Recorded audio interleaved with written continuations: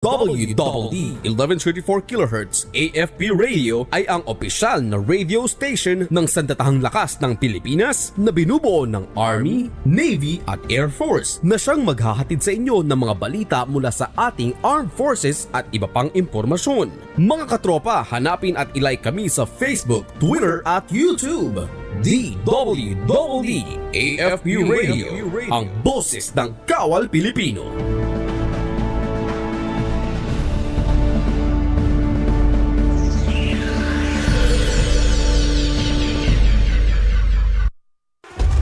Araw ang digmaan. Umaga't gabi sumasabak sa laban. Dapat protektado ka outside at inside. Immune Advance contains 4 active ingredients gaya ng lagundi, malunggay, non-acidic vitamin C at zinc. Tulong pampatibay resistensya para tulong proteksyon. Isama pa ang proper diet at exercise. Para katawan ay handa, Immune Advance helps support a healthy immune system. Immune Advance ang sandata. No approved therapeutic claims. Ang Immune Advance ay hindi gamot at hindi dapat gamiting panggamot sa anumang uri ng sakit. Available in Shopee, Lazada, and other leading drugstores. Ito ang DWDD 1134 kHz AM. Balita, impormasyon at musika. Ito ang DWDD AFP Radio. Boses ng Kawal Pilipino. Kayo ay nakatutok sa DWDD AFP Radio. Kami po ay kasapi ng KBP, Kapisanan ng mga Broadcaster ng Pilipinas.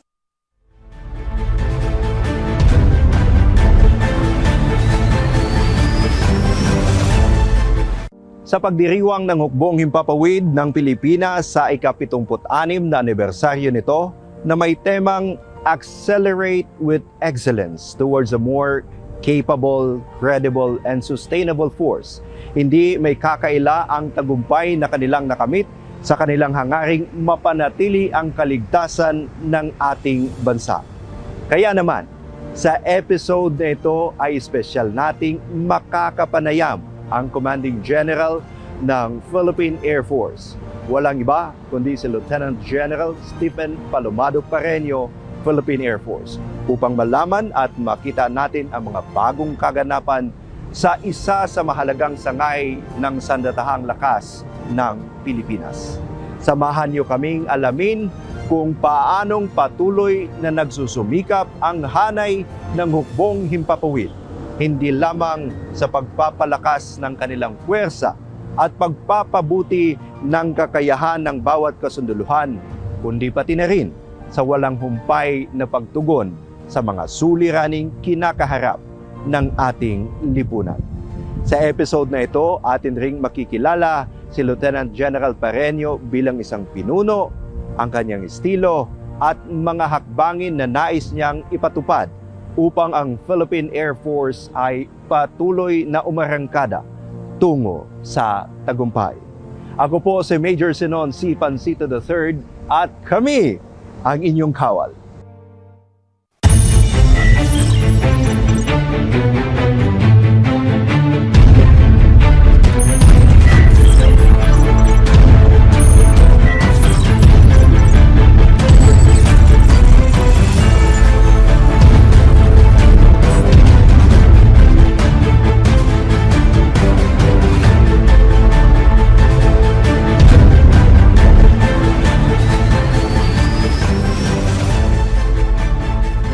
Magandang araw sa bayanang Pilipino. Makakasama natin ngayon ang ika-tatlongput na Commanding General ng Philippine Air Force na itinalaga noong December 20, 2022.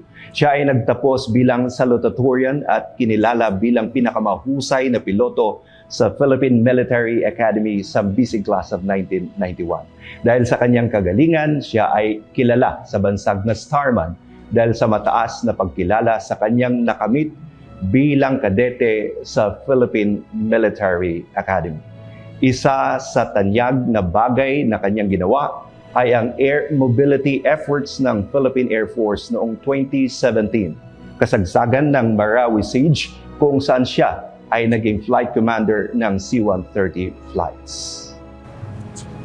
Sambayanang Pilipino, malugod ko pong ibinabahagi sa inyo ang isa sa pinakamagaling na kawal ng sandatahang lakas ng Pilipinas, ang Commanding General ng Philippine Air Force. Walang iba, si Lieutenant General Stephen Palomado Parreño. Sir, good morning. Welcome to the program, Ang Inyong Kawal. Magandang umaga sa iyo, Sanon, at magandang umaga sa mga nanonood. Sir, let's start with our questions by getting to know the Commanding General of the Philippine Air Force. Sir, sino si General Parreño nung bata siya? Let me start with where I humbly came from. Pinanganak ako noong December 1969 sa Iloilo City. So my mother was a teacher and eventually naging supervisor siya sa DEX noong araw, ngayon DepEd. And my father was a farmer. I grew up in a simple family. Ano lang naman, ordinary Filipino family. Sir, let's talk about military service, yung pagpasok niyo, sir. We believe Philippine Military Academy ang naging opportunity niyo para pumasok sa military service. Ano, sir, yung trigger point? Bakit kayo, sir, pumasok o nag-exam sa PMA? And if you can recall, sir. When I was in high school, wala naman akong ambisyon na maging military talaga. So, I did not come from a military family. Although may mga uncle ako na were in their service, na sa army during that time. My grandfather, my grandfather was a Korean War veteran. He died in Korea during the Korean War. But in immediate family, mga pinsan ko, wala naman. Nung araw, meron kasing CMP. Nung ROTC ngayon, CMP kasi noon. May mga inspections and campaign yung Philippine Military Academy. Lahat kami sa buong platoon, kumuha kami ng exam na yon. And then dumating yung notice, a telegram. Nung araw, telegrama pa eh. Napumasa ako. I underwent the physical exam doon. First time ko naranasan how it is to be in the regimented life. Kasi doon sa Biluda, talagang may pinapractice na kaagad. Gumising ng umaga, talagang formation.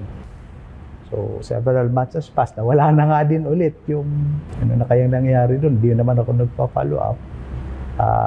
I finished my first year college. I was taking up civil engineering. And after that first year, nakakuha pa ulit ako ng additional na scholarship, 50%. So, bali 3 na yung scholarship ko. Sabi ko, okay na to, mas makakatulong ako sa parents ko. And then, just as the school year ended, mga bandang March, dumating na ulit yung telegrama. Yun na yung turning point kasi I have to decide na kung pumasa ako, I have to report sa April 1, sa March 31 sa Biluda. Eventually, I tried it out. So, pagdating ko sa Tarlac pa kami, napaka-init doon. I live day by day lang, daily na lang, survival. Oo, sa Tarlac yung aming military base, yung parang summer camp. Beast barracks, kumbaga. Sir, you've climbed the ladder of the Philippine Air Force. Now you are already the Commanding General of the Philippine Air Force. Ano yung feeling, sir, na isang probinsyanong bata ngayon kayo na ang Commanding General ng Philippine Air Force? Dati pangarap lang, pero ngayon ay katotohanan. Yeah, so parang surreal nga. Talagang maalala ko lang kung how I got here. Of course, simula sa mahirap na lahat struggle din before kasi maliit lang naman din ang sweldo natin. There are many opportunities that presented itself to me to go out of the service. As time went on, the Air Force has provided me opportunities also for me to grow, not only in experience, not only in training, but also maswerte din yung previous leaders, mga leaders natin that they realized na to compensate also the military. So financially, nag-grow ka rin somehow. With that, naisip ko I owe it to everything to the Air Force. Napaaral ko yung anak ko sa magandang paaralan. And I provided them a decent living because may quarters naman na pinag-provide. And little by little, I encourage myself to give out my best sa Air Force because hindi ako makarating kung nasaan ako. Every rank kung wala yung Air Force. Yung ating mga opportunities to train abroad, to study abroad, that we can bring our families. That's a very valuable experience na hindi mababayaran. And the more I realize it, na it was because of joining the Air Force, the more I give back to the service and give my best. So siguro, it drives my performance, drives my task, the performance of the task assigned to me beyond the expectations of the seniors and also the other class. Sir, 30 plus years of service. Sabi mo nga sir, hindi naman naging madali yun eh. May pinagdaanan sir. Ano yung mga challenge? Part ba sir ng challenge na naranasan nyo is to choose between staying from the service or go out with another career? Yes, definitely. It's a challenge. Una-una, before, siguro naranasan mo rin yun. When we enter the service, yung sweldo ng military is very far compared dun sa counterpart sa labas. And you can only look at and marvel at the opportunities na ini-enjoy nila sa labas. That's a challenge. And when opportunities present itself, like for example, may opening sa commercial airlines, and you see your colleagues, upper class, go out to the service in pursuit of financial independence. So, napapag-isip ka rin, what if I also go out? And ang isang challenge pa when I graduated sa Asian Institute of Management, I got that because of a scholarship from PNA. So, marami ring nag-o-offer na malalaki. You can imagine, you can never imagine yung ino-offer nila na benefits sweldo. But then it goes back sa sinabi ko nga kanina na I always think that I got this because I joined the Air Force, I joined the service. So kung wala naman yun, hindi ako makapag-aral sa ganito. Hindi ako makagain ng flying time that will qualify me na lulabas ako. So, why abandon the Air Force when it was the one who gave me this very bright future? So, yun lang yung nagpipigil sa akin. Pero maraming temptation. Sir, punta na tayo dun sir sa pagiging commanding general ninyo ng Philippine Air Force. Ngayon sir na nasa top kayo. Sir, nasaan na ang estado ng Philippine Air Force nung naabutan niyo as you being the commanding general? It's comparing it when we enter the service. Medyo malayo na narating ng Air Force. During that time, marami naman ng aeroplano na abutan namin, but it's not on the rise. Actually, naglalaylo na when the Americans left in 1991, they affected the support ng ating mga aircraft fleet. Nagdidwindle na. That's the reason kung bakit pinili ko na mag-instructor pilot muna sa LIPA, because that's where I can get flying time sa Air Force. Because fighters noon sa basa, for example, walang mga aeroplano. But now, because of the modernization efforts, malaki na yung pinagbago ng Air Force. Sir, ano mo yung mga latest acquisition natin sa Philippine Air Force? Well, of course, madami naman talaga. And even knowing this, that we are really building a very robust Air Force in the country. Ano yung mga latest natin, sir? The acquisition of new aircraft and the upgrading of our existing ones have been at the forefront of the PAP's modernization agenda. the introduction of the state-of-the-art assets, yung mga brand new assets natin like the F-A-50s. Meron tayong Black Hawks, initial 16, and we will be having 22 more. Yung ating mga attack helicopters from Turkey. There are 4, and 2 are still coming. These are modern helicopters na before, you can never imagine that the Air Force will have. Meron din tayong Cobra na napapanood lang natin, Cobra helicopters, napapanood lang natin sa mga movies when I was a junior officer. We have 6 brand new na Super Tucanos para sa close air support natin.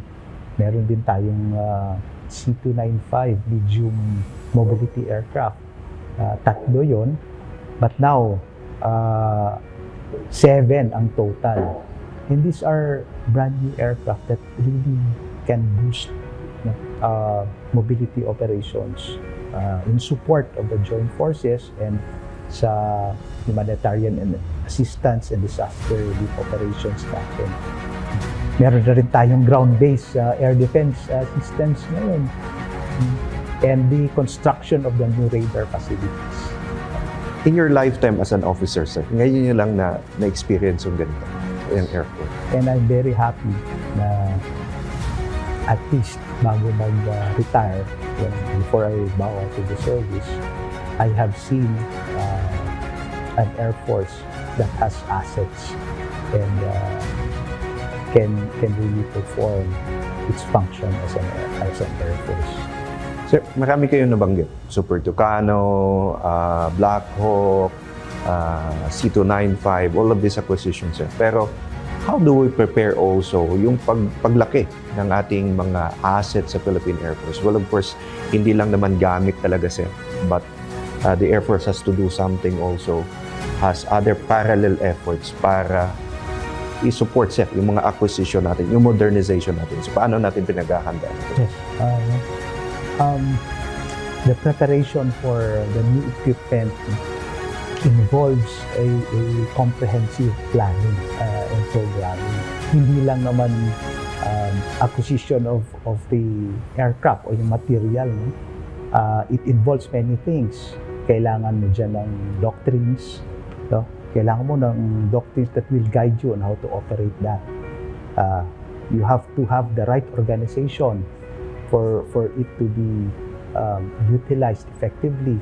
Kailangan mo ng training ng mga piloto and the skills of the personnel na magmamanon and the facilities. They have to be there, they have to be prepared. Otherwise, pagdating ng bagong assets mo, saan mo ipapark yan, saan mo siya itatago, sino ang mag-ooperate yan.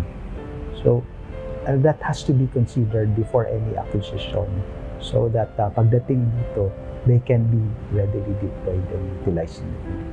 Sir, marami na rin kayo nabanggit na mga gamit, sir.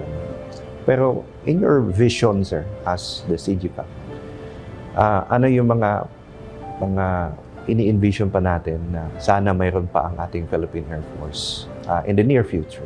Yung ating modernization projects from Horizon 1 to Horizon 3 are just coming in right now. Yung iba hindi pa dumarating. And sa Horizon 3 natin, hope that our major acquisition, our multi-role fighters, can really be realized already because the Air Force can never be a real Air Force without multi-role fighters. And yung ating mga radars, additional radars fixed and mobile, that will really cover the entire archipelago para ma-detect natin sila.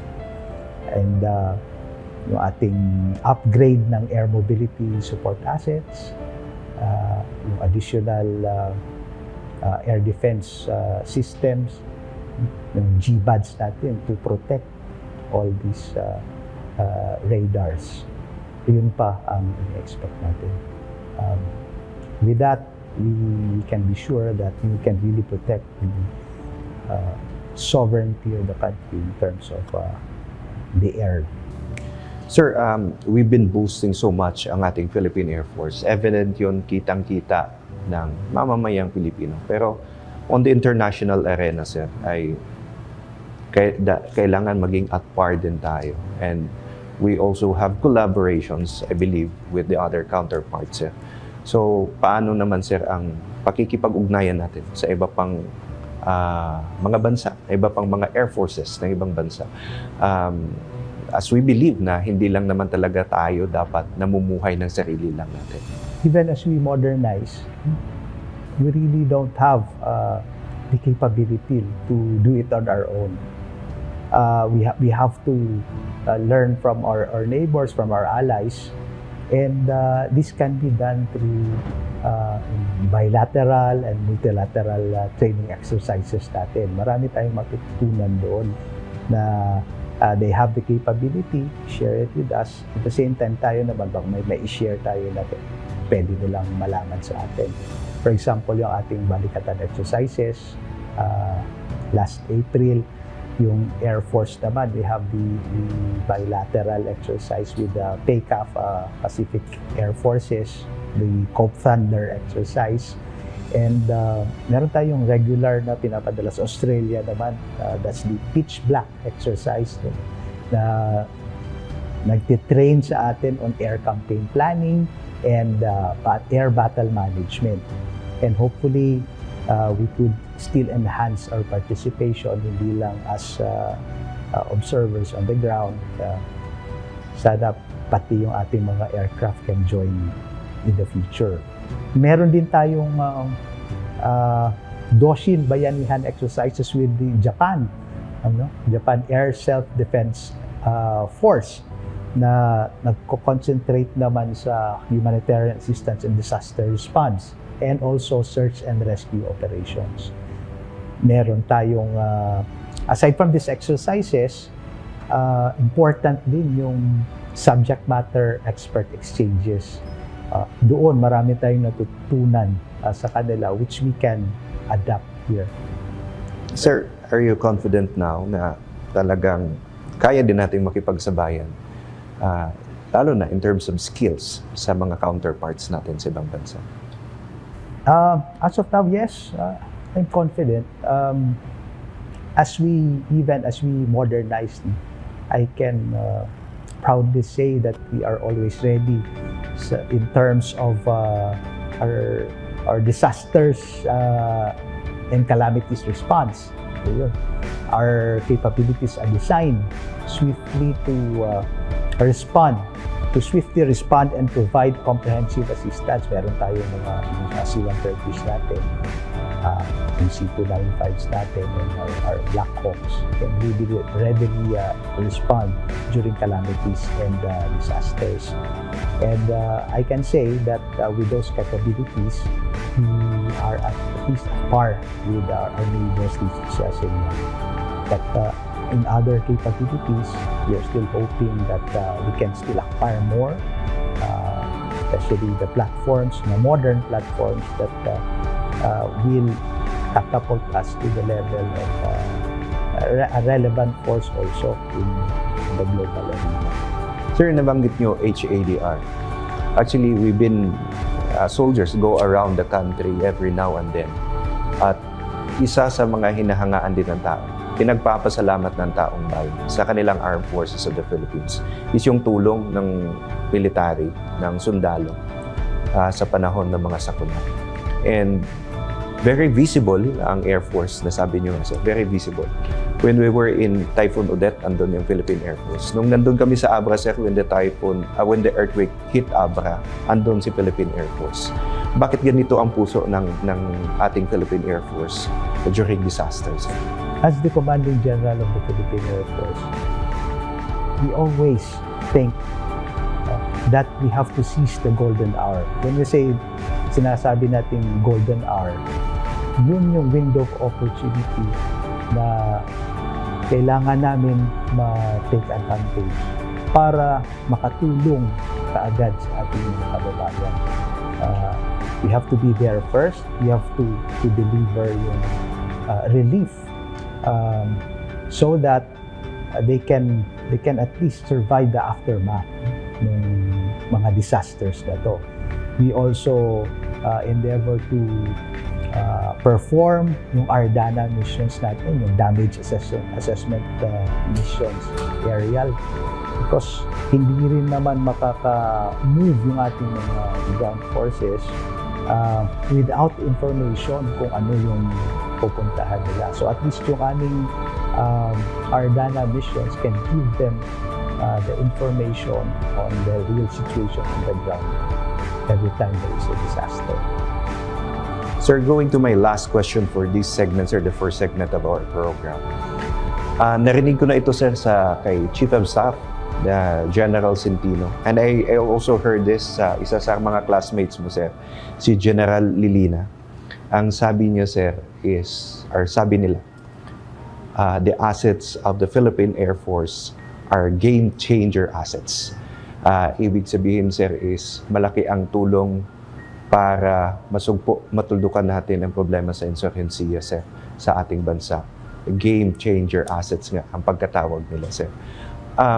How do we intend to maximize pa, sir, itong mga assets natin in terms of solving yung problema natin sa insurgency, sir, din sa ating bansa?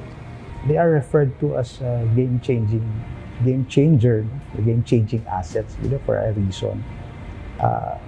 Before, we are not as relevant to the joint forces. Yung contribution namin was not really felt before when we don't have these new assets. But now, we are providing continuous support to our ground forces during focused military operations. And aside from that, yung ating mga assets, yung Air Force ay actively supporting the government's peace initiatives to the National Task Force to End Local Communist Armed Conflict, o yung tinatawag nating NTF-ELCAC. The Philippine Air Force is implementing various programs and activities to this end. Una dyan, yung up usapang pangkapayapaan, usapang pangkaunlaran program, which provides information to Filipinos on various government initiatives supporting peace and national development.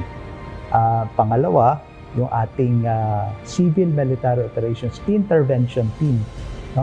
This intends to identify existing social, economic, and political challenges in target communities all over the country and provide them sponsored programs offered by various government agencies and trusted stakeholders.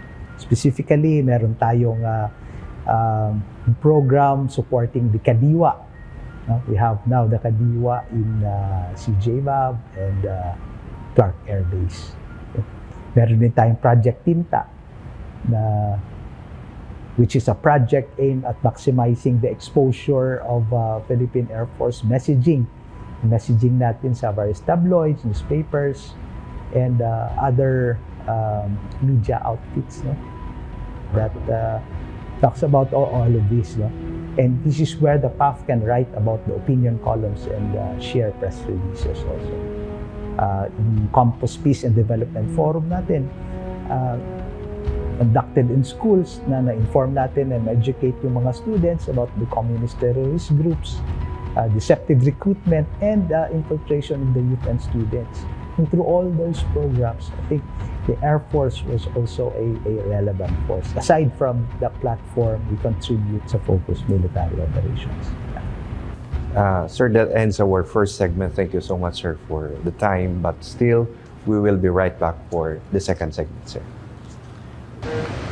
Tunay ngang hindi magpapahuli ang Philippine Air Force sa pagpapaunlad ng kanilang kakayahan at kagamitan sa pangunguna ng kanilang mahusay na pinuno na si Lieutenant General Parreño. Dahil dito, makakaasa ang mamamayang Pilipino sa mahusay na serbisyo ng Hukbong Himpapawid sa pagpapanatili ng kaayusan at kapayapaan ng ating minamahal na bayan. Sa ating pagbabalik, tatalakayin naman natin ni General Parreño ang pagdiriwang sa ika-76 na anibersaryo ng Philippine Air Force.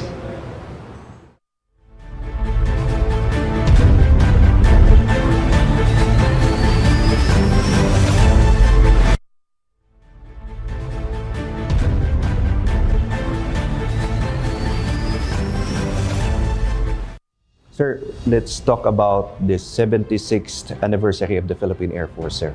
Actually, sir, yung tema nyo, PAF at 76, Accelerating with Excellence Towards a More Credible and Sustainable Force. Bakit, sir, ito ang napili ng ating Philippine Air Force?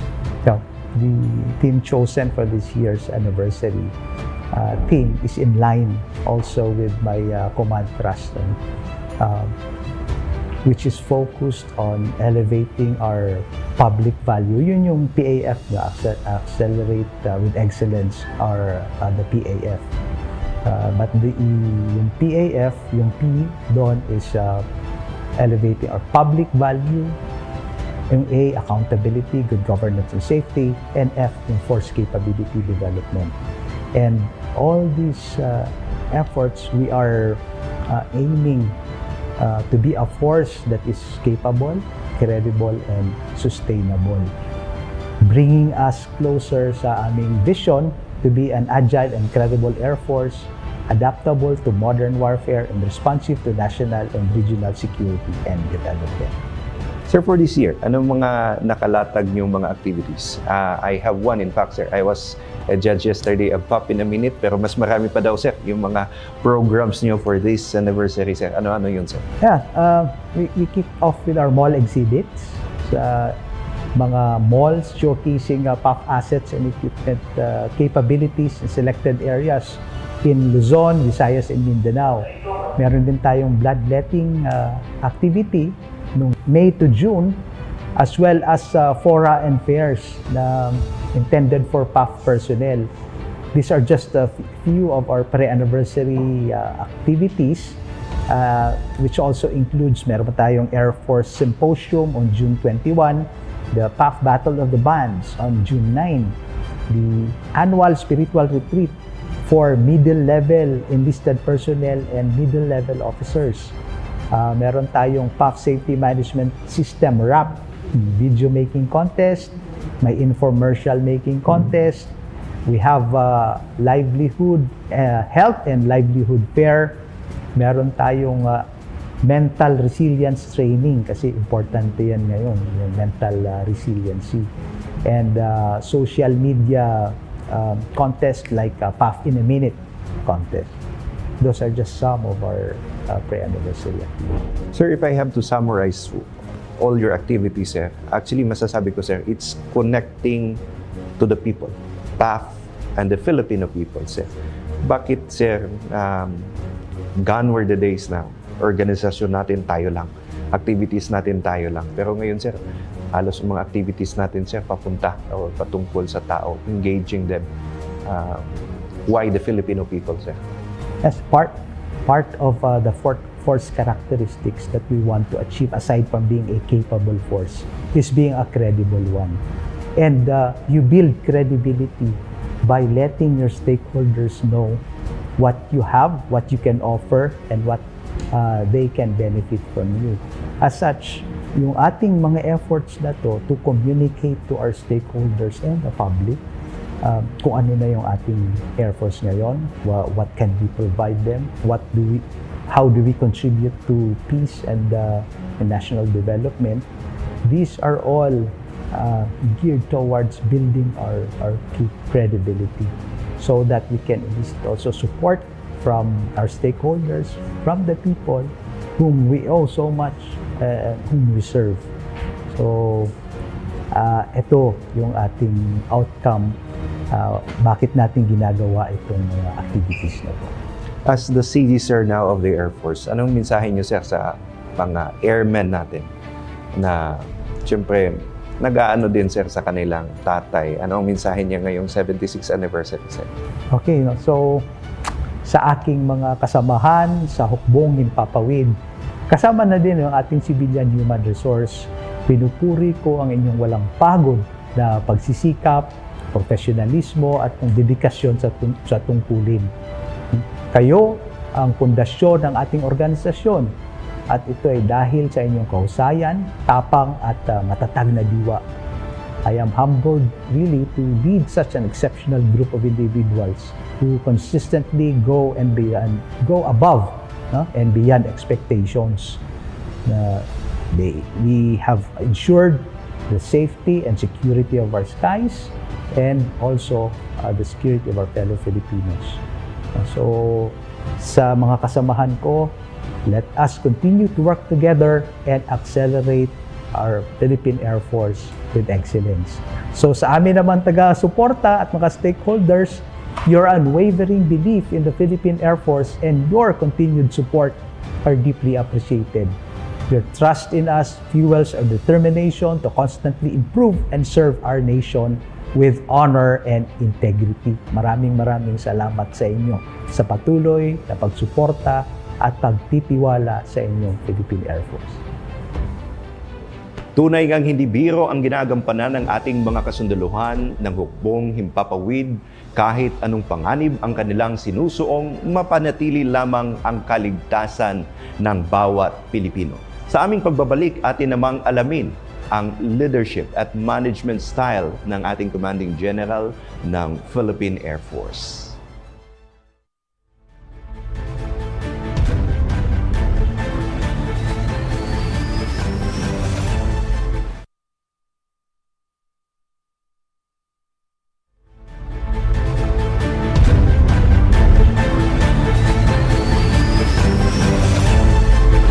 Nagbabalik po ang Inyong Kawal. Kasama pa rin natin si Lieutenant General Stephen Palomado Parreño, ang Commanding General ng Philippine Air Force, kung saan atin namang pag-uusapan ang tungkol sa uri ng paglilingkod ng ating panauhin. Sir, may konting balik lang tayo, sir. As the Commanding General now of the Philippine Air Force, ano sir yung mga sandigan, yung mga cornerstone in your leadership now as the Commanding General of the Philippine Air Force? Well, the focus of my leadership is reflected on my command thrust, CGPAF.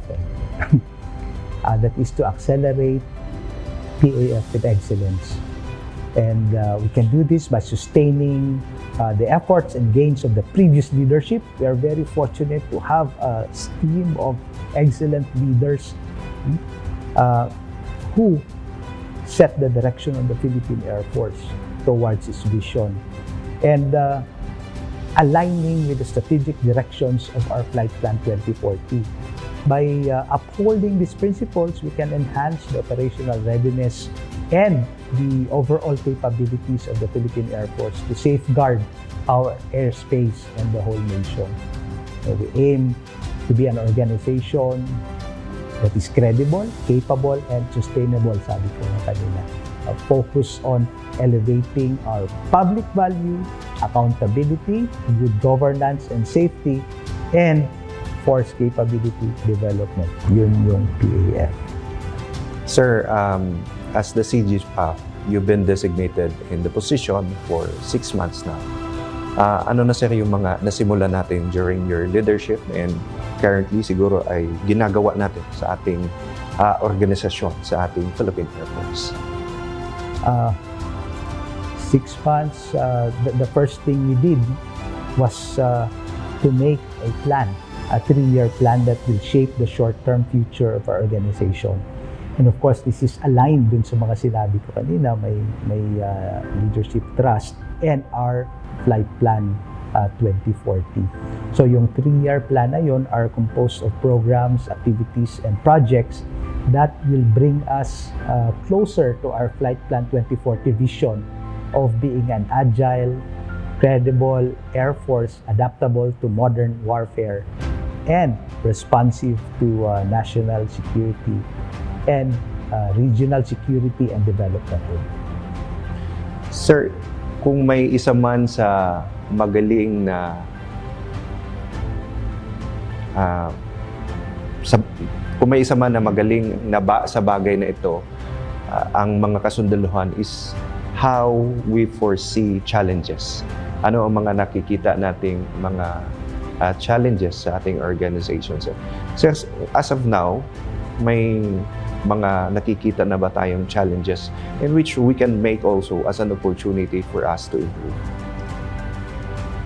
Yeah, for one, the main challenges that we consider really is modernization and resource constraints. Yung limited resources natin, budget constraints can really make it challenging for us to acquire the latest technologies. Gustuhin man natin na magkaroon ng equipment with the latest technologies, but we are constrained financially. That is why it would be a very big help if we can generate enough fund support from the government to help us maintain our operational readiness and realize our modernization projects. So that we see is a major challenge for us.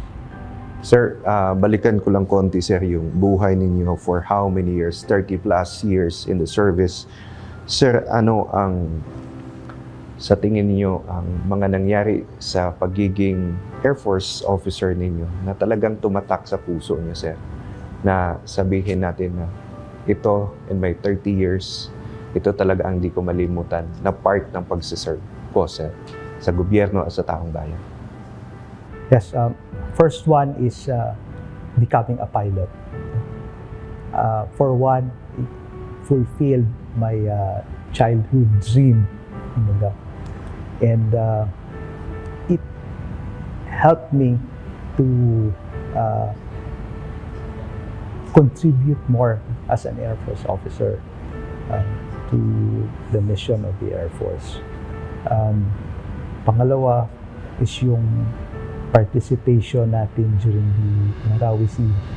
Hindi ko malilimutan yung providing support and logistical support sa transport pilot.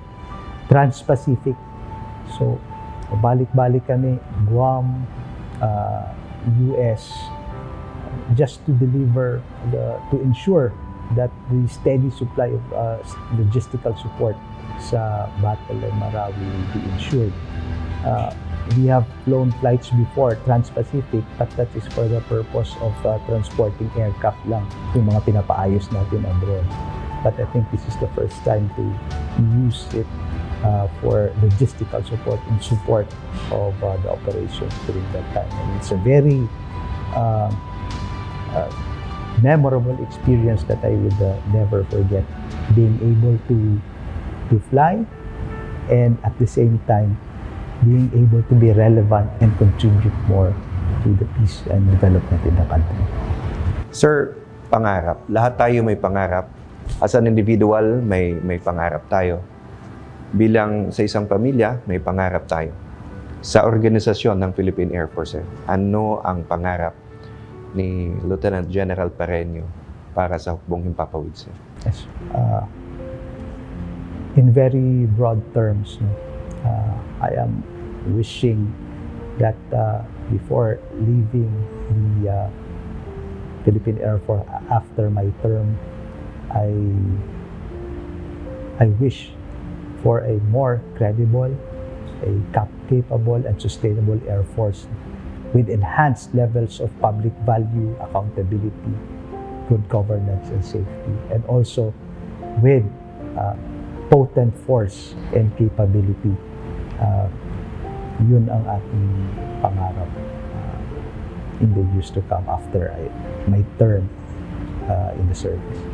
Sir, when all of this, yung mga nire-roll out nyo na mga pagbabago sa Philippine Air Force, sa pagbabago ng ating organization, hopefully maybe after 10 years, siguro sir ay wala na kayo sa service after 10 years. Pero kung bibigyan kayo ng chance na naandun na sa panahon na yun at babalikan nyo, o naandun na kayo sa panahon na yun, sir, ano ang gusto nyong nakikita nyo para sa ating Philippine Air Force at that time?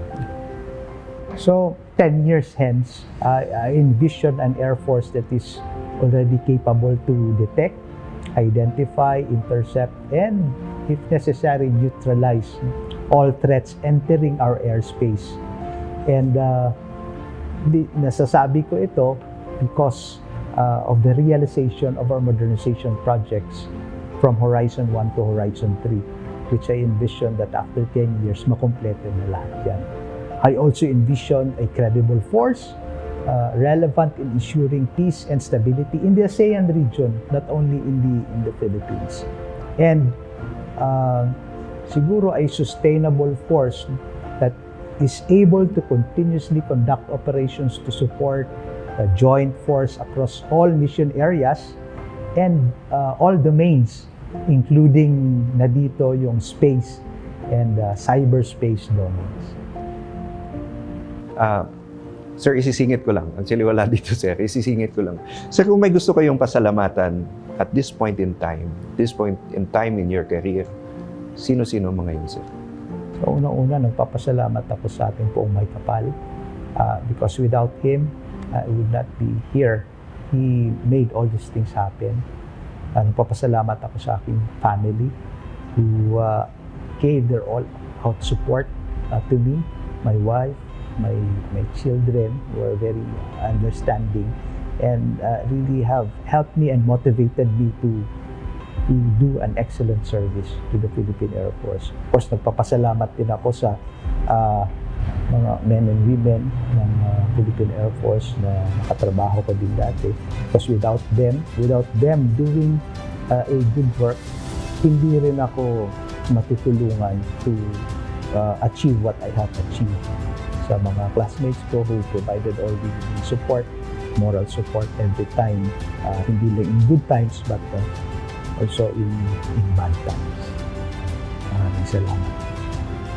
Also, convey my gratitude to the leadership, to the national leadership, particularly our Commander-in-Chief, our President, si President Marcos, who installed me to this position. Of course, with the recommendations from the OIC, Secretary of National Defense, our Chief of Staff, and the Board of Generals. And also to those who helped me reach this point of my career. Maraming salamat.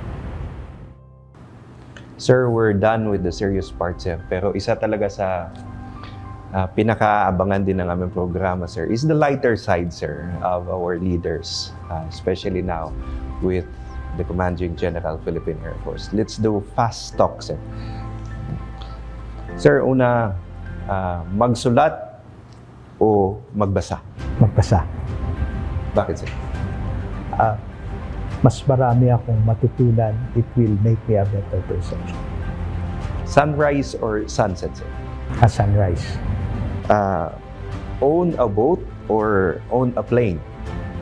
Own a plane. Understandable, I'm an Air Force officer. Sir, hike a mountain or swim the sea? Hike a mountain. Sports or arts? Pwede bang both? Sports. Yes, sir. I also love art kasi. Oh, good, sir.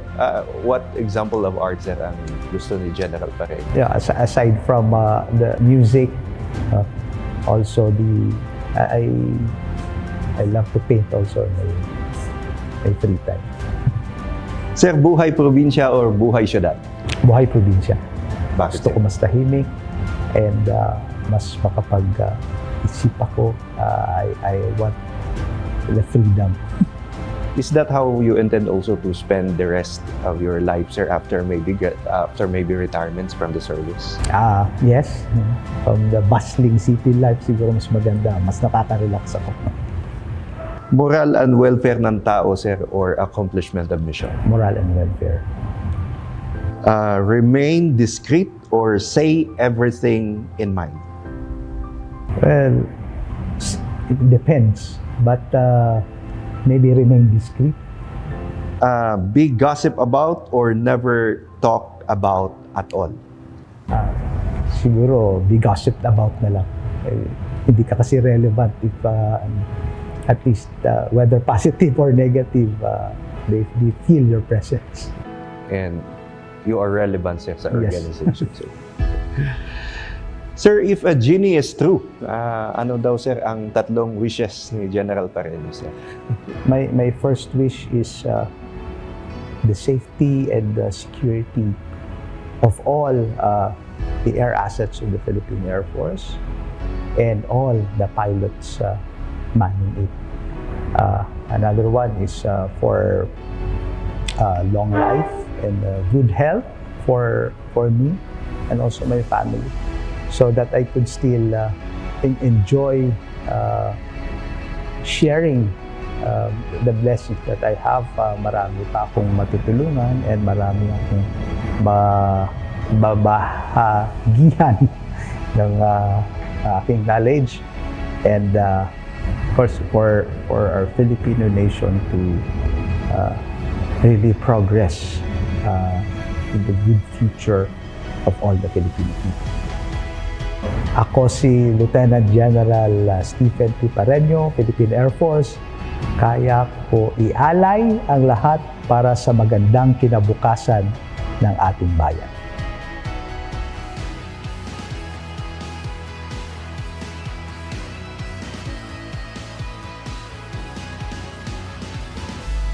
Sambayanang Pilipino, natunghayan natin ang kasalukuyang kalagayan ng Philippine Air Force sa ilalim ng pamumuno ni Lieutenant General Stephen Palomado. Hangad namin na dahil sa edisyon ng ating palatuntunan ay lalo pa ninyong nakilala at hinangaan ang Hukbong Himpapawid ng Pilipinas. Maraming salamat sa pag-antabay sa ating programa. Hanggang sa susunod na Sabado. Mula dito sa Campo Villamor, Pasay City, ako po si Major Sinon C. Pancito III at kami ang inyong kawal.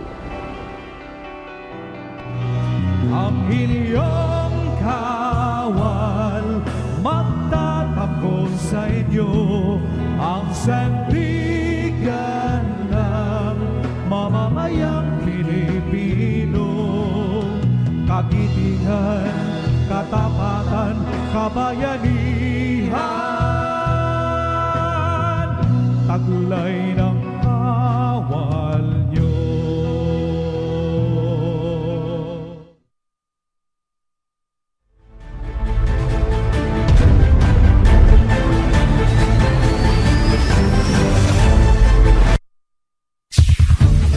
Ito ang DWDD 1134 kHz AM. Balita, impormasyon at musika. Ito ang DWDD AFP Radio. Boses ng Kawal